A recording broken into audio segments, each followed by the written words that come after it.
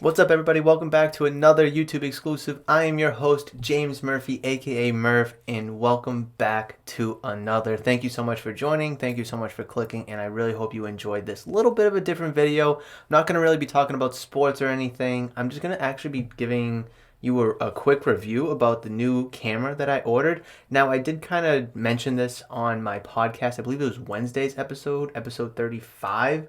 If you haven't already checked it out, download, listen, and enjoy now. Definitely a good episode. You're not going to want to miss out on any of them, of course.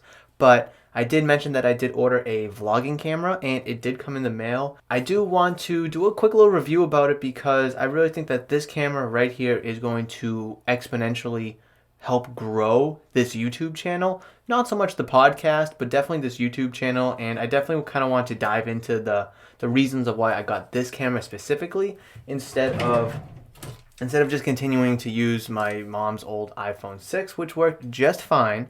It did everything that I needed it to do in terms of recording video. So everything that you've seen thus far on the YouTube channel that's not a podcast episode has been recorded on that camera. So I'm definitely looking forward to record on this new Sony.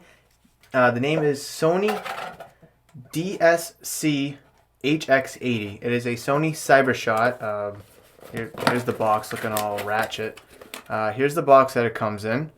And in no way, shape, or form is this video sponsored by Sony. No way, shape, or form am I doing this for, financial benefits, whatever the term is. I'm just doing this out of the goodness and kindness of my heart because when I was looking for a camera, I watched a ton of reviews about this, and ultimately was one of the reasons why I watched it is because of the reviews and the in-depth analysis that people had on this camera. So I kind of want to reciprocate that and do that myself. There are two reasons why I got this camera specifically. One, budget. It's a very good budget camera for what I want it to do, and I will get into that. Or what I wanted it to be, which I'll get into my second reason. I'm not going to go get into it, but it was under $400. Let's just go there. It is an excellent camera. I mean, you turn it on, you can take pictures, so you can look right through. Hello, there's me. And you can take pictures, or you can record. And it's both a camera and a recorder, which is awesome because, the vlogs I've been doing, the YouTube videos that I've been making, like I said, all been on my mom's old camera, or my mom's old phone, I should say, using that camera.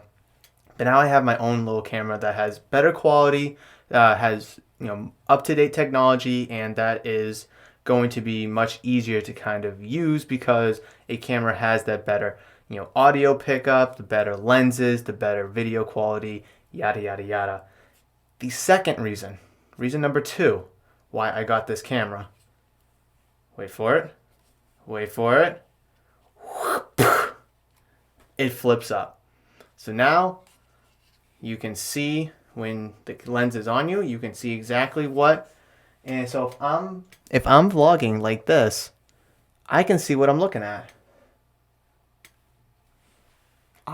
That was probably the biggest reason why I got this camera. If it didn't have this feature, I didn't want it. There was tons of cameras out there that was like, 150, 200, 250. There was nice ones for 300 even, and they're all probably good cameras in their own manner. But none of them could do this. Man, look, I love this. Like when I'm vlogging, I'm going around, whatever, doing my thing, whatever. I'll be able to see exactly what the camera sees, which was a similar feature to what you would see on an iPhone. This is my phone, so hold it like this. The camera would be right here and it would show up on the screen. Very similar feature, and I enjoy that. Obviously, if I want to record facing out, you just drop the camera back down and you keep it going. It's clean, cut, and dry. Can't get any much easier than that. So I did do a little bit of recording outside when it was kind of sunset, dusk, whatever you want to call that time of day, and the quality of the video being recorded was actually really good. I mean, it was able to pick up the differences of light and then the shadow because, obviously, the sun's getting lower. And it picked it up very well. It was able to kind of, switch back and forth between whether wherever the light was, whether it was on me or something I was recording down the road at that time. So I'm very impressed with this. Right now I'm in my studio, and this is how the microphone is picking me up inside my studio, which isn't all that big. I didn't want to record any, voices outside because there was a bunch of old ladies out there kind of yippering, yabbering, so I apologize for that. But this is what it sounds like coming from the camera when I'm on the vlogging side. So right now my camera is up, and this is what it sounds like during, I guess, in that mode with the screen flipped up. And I'm pretty impressed with it. I'm holding it right now. I've been recording this little segment for over a minute now, and my arms not getting too tired. So the camera's lightweight enough where you could hold it and you can move it and stuff like that. I was outside recording it with the camera regular, and then I also, as you saw, a little clip just kind of me outside. So all in all, I think this camera is actually pretty good for what it's meant for. It's not a big fancy camera. It does all the little things that a camera should do in terms of, adjusting settings to your preference, whatever that may be. And I do have to say that I am no camera enthusiast. I'm just a typical Joe Schmo with a podcast and a YouTube channel who's just trying to take that next step with their career, next step with their channel and show or whatever. There's the next step, and I think that this camera is perfect. And I will go over what it comes with. It gives you everything you need except one thing, and I think all cameras do that as well. So I don't know. Anyways, when you buy the Sony DSC-HX80 Cyber Shot, you will obviously get the camera.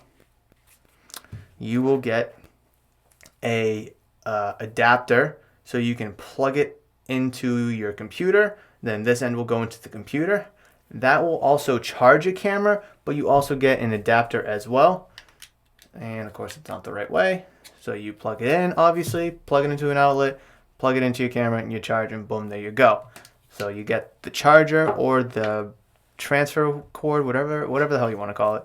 Get this nice little wrist strap. I don't think I'm going to be using it, but hook it up to the camera. You got a nice little wrist strap there. And oh, it's in the camera. Duh. You also get the battery pack. Pretty plain, cut and dry, right? The only thing that it doesn't come with is the SD card. Now, I will say about the SD card is I wasn't exactly too sure which one to get. Like I said, I'm not a camera fanatic.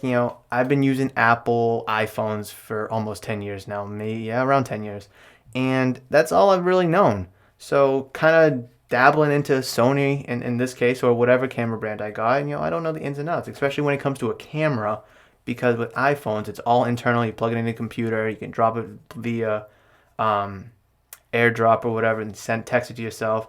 I didn't know if I needed something specific, and quite frankly, you do technically, but whether you get it at like Best Buy or Walmart, Target, they'll have that SD card for you. It's just going to depend on the size. I got 64 gigabytes for what I'm doing, but that's just my personal preference. You can go higher, you can go lower, but I think getting a 64 gigabyte will kind of help, make sure I have enough room on a card for when I'm recording, when I am taking pictures or whatever it may be, because I do want to take pictures of athletes when I'm at sporting games. For when I eventually have a shop, I can print out those pictures. And another reason why I got this camera was because I am going to the Red Sox game on Monday, April 5th, and I want to take this with me to A, vlog, but B, also take pictures of the players out on the field. So when I have my shop, I can print it out and sell them at my store. But going back to the SD card here, there is a little guide in the directions to tell you exactly which ones you can get. Now, I know us guys, we're very known to not read the instructions. We'll get them, throw them, because we can do it ourselves. That's just how us guys operate, how we work. It just is what it is. We've been doing it for years, whether it's with Legos, action figures, whatever. We don't read these damn things. Let me tell you, read this. You don't have to read it front to back, but just give it a quick little once over just to kind of get yourself more familiar with this camera, especially if you're not someone who's too familiar with cameras like myself. Because like I said, I'm not big into cameras. This is my first real actual camera I've actually gotten before, and I knew nothing about cameras. I've tried to teach myself, whether it's on YouTube, reading forums about it, asking people I know that are into cameras, that do photography and videography for a living or a hobby, and I'm still learning by the day. So this is a great beginner's camera. I don't know how much further that will go. I think for what I needed to do, it's going to be perfect in terms of, like I said, vlogging or taking pictures. I'm very happy with this, and throughout the course of this video, you have seen some B-roll of footage, whether it's of the camera or of me using it outside, but that's what this camera can do in terms of its quality and its functionality. So I'm very impressed and pleased with this camera thus far, but it will ultimately put to the true test when I go to Fenway Park and vlog that whole day with Kim. And we're just going to have to see how it goes. You know, I'm looking forward to it. I think it's going to turn out excellent and great, but you know, it's a budget camera, but it's a nice camera. It's not a cheapo depot camera, because I originally did order one from Amazon, but I kind of returned it because I did a little bit more research and I really liked this product here. But speaking of Amazon, I am going to link this camera and other products down below in the comments, whether it's the microphone, the pop filter, the boom arm. All that stuff is going to be linked down. Everything that I'm using here in my studio will be linked down in the description below. I do have an Amazon affiliate link that I just got, so please, please, please consider clicking that link. It will bring you to Amazon. It costs no extra to you, but I do get a small percentage of your total order, even if you don't buy anything that I have listed down there. You just got to click the link. You can buy, or you don't have to buy any of those products.